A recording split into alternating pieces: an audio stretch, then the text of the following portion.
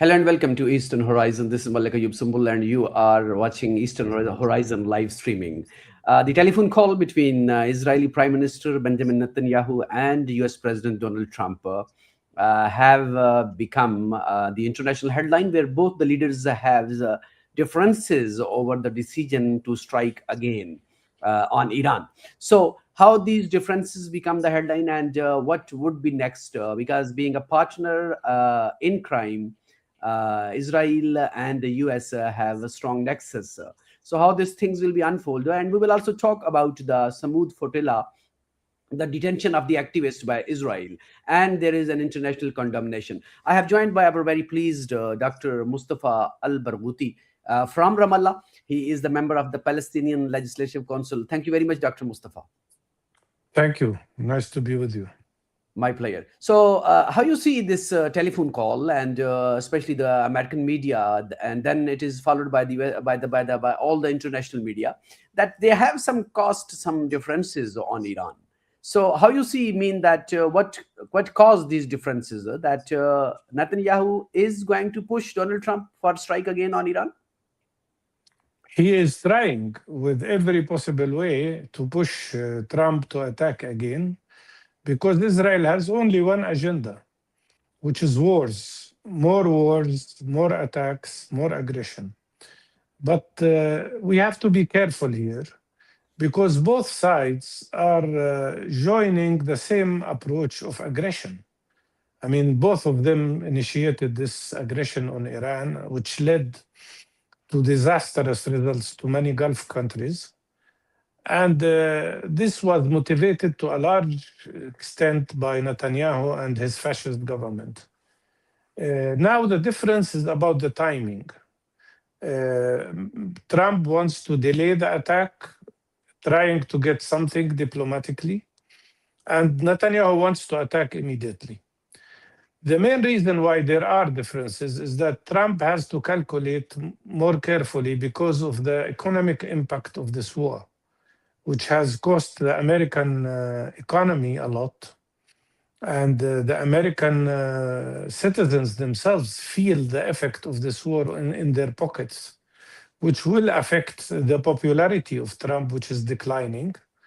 And second, he has to take care of the protests of his allies in the region, specifically the Gulf countries that have suffered dramatically because of this war, that they themselves had no role in initiating, but they are paying a very high price. Also, there is a third factor, which is that the United States failed really to protect these countries when the war broke out. So these are the considerations that Trump has, and Netanyahu doesn't care about them. So I think this difference between the two sides is temporary. We have to remember that the supplies of American weapons that are flying to Israel are so intensive and so large and continuous, which means what we could see in the coming maybe 1 week is only a delay. But the possibility of the reactivation of the attack is still there. Hmm.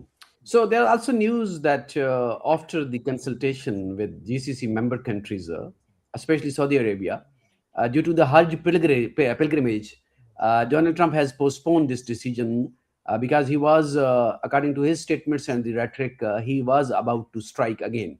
So, mean that will this be a reason that the Hajj pilgrimage and but still, I think that the Hajj flights it takes maybe several weeks the people to reach on their destinations. The Hajj will be over on the 28th of this month, within a week. The Hajj is a factor, but not a major factor. There are other factors because the four countries that are pressuring Trump not to attack are Saudi Arabia first, but that includes also Qatar, Emirates, and probably Oman and other countries. These countries know they will suffer a lot if the war broke out again. This will affect their production of oil and gas and their ability to sell their products, but also it will affect largely their GDP and their income. So they are not interested in reactivation of the war. There is a third factor, which is that what will this reactivation of the war achieve? Basically, Trump deep down knows very well that he failed because he didn't break Iran. And Iran is steadfast. And even if there are new attacks, they will not achieve the main goal that was there behind this whole attack, which is bringing down the regime. This was the main goal, although now Trump denies it. But the truth is that he and Israel thought that through several military attacks within days, the regime will come down. All their calculations have failed drastically, and mainly because of the unity of the Iranian people, who put aside their differences, as it is clear, and they are defending their future as a country, as a nation. Especially after the dangerous statements of by Trump and Netanyahu that they are planning to eliminate the civilization of the Iranian civilization. I think this broke the patience in the spirit of every Iranian. So we'll see what happens. But basically, one of the main factors why Trump is procrastinating is he still hopes he can reach a deal which will make him avoid more losses in the United States and more losses in terms of any possible political achievement. One major factor I want to alert you to is the internal differences in the Republican Party, even within the camp of Trump himself and the MAGA group. We've seen many candidates for Congress and Senate declaring clearly that Trump did not fulfill his promise to avoid wars and long wars. So I think this is also a factor that is affecting the decision making. So the resistance against Israel is increasing in Lebanon, northern Lebanon, and all the other region. So in case of any action of striking Iran again by Israel and by the US, so how you think that the regional repercussion and the implications, especially when the resistance is increasing, so what you see the future of the region, especially if there is any strike on Iran, how alarming it is?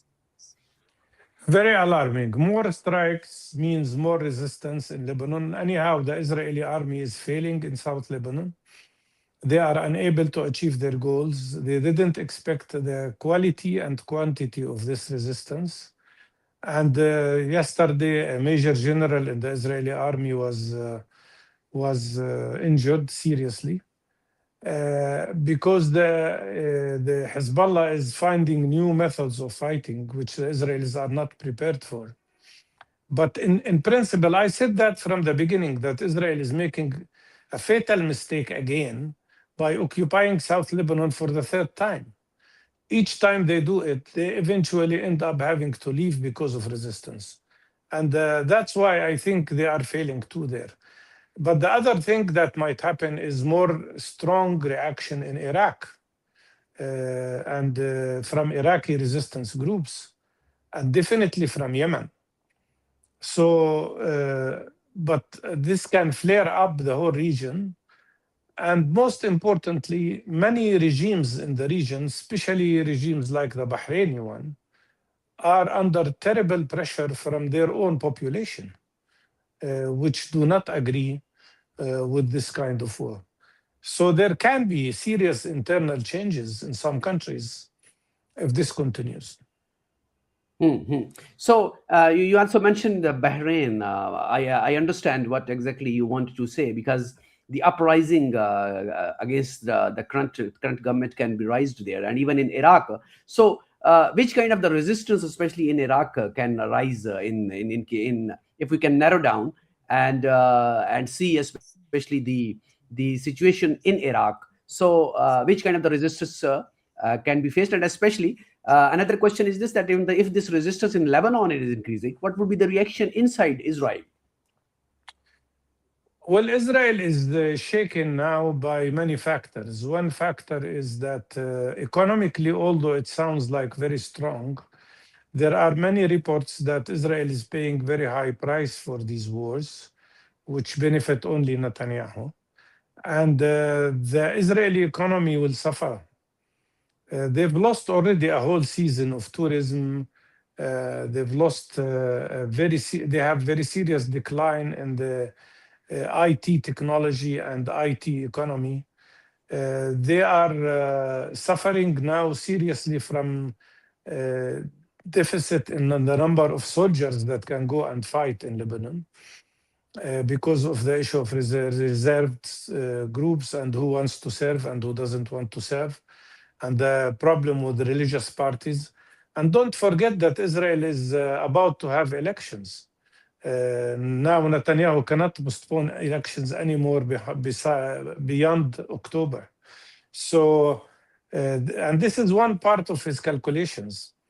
But the big issue for Israel is very simple. Israel does not tolerate economic losses, does not tolerate human losses, and of course, it's suffering from moral losses, which have become so big and so great. So these are the three factors that will affect them in Lebanon. On the side of the moral losses, they already lost the fight and they admit it. But now they could have serious economic impact of what they are doing. And most importantly, the ability of Hezbollah to cause human losses is very serious for Israelis. You have to understand that Israeli and American societies, which are societies of wealth and cannot afford human losses. It's a serious difference, by the way, between developing countries and countries that are very wealthy. Here, the loss of human beings is very embarrassing and very serious. You remember that why did the United States stop fighting in Vietnam? Not because of moral reasons. I mean, they didn't care about the Vietnamese. The main cause was that 56,000 American soldiers died. And every young American started to think he could be killed in Vietnam. This was the main factor. So if they start to have bigger losses, whether in Israel or the United States, their calculations will be different. So, I mean that let's come to the Smud Flotilla, because I think that Israel has the detention of the activist who reached to Palestine, and there is a very strong reaction coming from the international community. Italy and Poland also summoned the Israeli ambassadors and condemned. So, how you see Israel action towards these activists, and why Israel feared when the activists moved towards Palestine? Because Israel doesn't want to allow any form of solidarity with the people of Palestine, because Israel doesn't want to stop the terrible siege on Gaza, which is creating a very deep humanitarian crisis. And they know that the flotilla has become a major organizing power of solidarity with Palestine, and it is transforming already into a huge movement of boycott, divestment, sanctions against Israel. So the flotilla provided a form of international protection to the Palestinian people. We could not bring in international solidarity groups as we did before in the second Intifada. Israel is not allowing that. So people are trying to come in ships, even if they don't reach Gaza. They create the effect. I was personally on one of the first ships of the first flotilla in 2009, and 4 times we managed to reach Gaza. And after that, Israel destroyed every boat that tried to get in. And now what they've done is a series of crimes. The first crime is attacking ships in international waters, which is a violation of international law. What they did is also an act of piracy by attacking the ships in international waters and then kidnapping the activists that were boarding these ships. Third, they used horrible violence and oppression against civilians, against human rights civilian activists who all they wanted is to bring in humanitarian support. So by doing the three things, Israel violated the international law. But what exposed them really was the fact that this fascist minister, Ben-Gvir, the Minister of Internal Security, took footage and videos of him humiliating and oppressing and suppressing the solidarity activists who were kidnapped. That really created a big impact everywhere when people saw the videos, because it showed the level of fascism in Israel. And of course, Netanyahu tried to cover up what's going on by saying he doesn't agree. What does doesn't agree mean? It means nothing. If he really was against this action, he wasn't, by the way, against the action. He was against showing it on videos to the world. So for him, the crime is okay. The problem is showing it. But if he was really against such a crime, he would have dismissed this minister immediately, which he never did. But the other thing is that this video has shown to the world the real suffering of Palestinian prisoners in Israeli jails, the Palestinian hostages that Israel is keeping, who are even subjected to much bigger torture and much bigger humiliation. So I think what has happened has created very serious reaction worldwide and exposed Israel, but most importantly, it exposed the fascist nature of this Israeli government. The question is, will Western governments and other countries protect their citizens or not? Condemnation, calling the ambassadors and protesting is not enough. For these countries, if they want really to protect the dignity of their own citizens, they have to impose sanctions on Israel. They have to impose boycott and sanctions immediately. So the GCC members are a very strong ally of the United States, and they pour billions and billions of. I mean that when Trump come, we saw they have every GCC member was trying to beat the other member countries in terms of more especially say the billions to the US. So in the current situation, if this retaliation and the tension increase in the region, so what would be the response of the GCC members countries towards the US? We already see the response. I mean, it's not clear, it's not openly clear, let's say. It's not declared openly, but we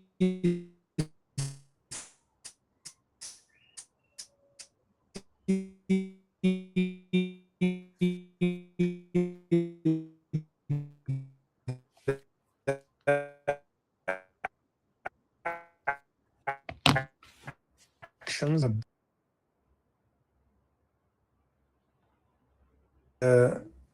is to protecting Israel and not these countries. Third, they are now realizing that being totally dependent on American weapons and American military is not sufficient. That's why you see intentions from many of these countries to diversify their defense abilities. And I think many of them will move a lot in the direction of China. And in addition to all of that, I think these countries are thinking more carefully now about not being in a solo alliance with one country. I think there is a lot of talk now among these countries about creating their own internal security arrangement, maybe in cooperation with other Arab countries. The biggest risk they took, especially some countries like the Emirates, was to create alliance with Israel. And now they are affected. I mean, look, most recently there was a scandal when Netanyahu declared that he visited the Emirates, and the Emirates declared that this is not true. But you see, this shows the nature of the Israelis, which we have warned them about many times. We know the Israelis more than anybody else. The Israeli government and the Israeli establishment doesn't care about anybody. At the end, when they have a little interest, even for elections or for certain political or personal gain, they wouldn't care about the interest of other countries. And that's why I think the biggest mistake or the biggest lesson is that this whole thing about Abraham Accords or agreements proved to be total failure. They claimed that the normalization with Israel will bring in peace to the region. What did it bring? Wars, not peace. Mhm. So, do you think that in the next couple of days after the Hajj will end, there might be some sort of the action by Israel and the US against Iran, or the US just Donald Trump will announce the victory and try to get some face saving on this? Both possibilities are there. And it's a matter of calculation and the amount of pressure that is exercised on Trump externally and internally. But he is not in good situation. He knows he's going to face elections also in November, and most probably he will lose definitely the Congress, and probably he could lose the Senate. This will make him will put him in very difficult situation. So that's why I think they are calculating, but both options remain on the table, and people have to be alert to that. Mhm. Thank you very much, Dr. Mustafa Barghouthi. I really appreciate your insight. We will conclude this broadcast here, and I would ask our viewers that they should share us, follow us, and like Eastern Horizon. We are trying to give a new, a look, a new version, and a new, that the picture of the conflicts in the Middle East and overall any developing news and beyond the headlines. We are trying to give a new perspective. Thank you very much for watching Eastern Horizon, and stay in touch.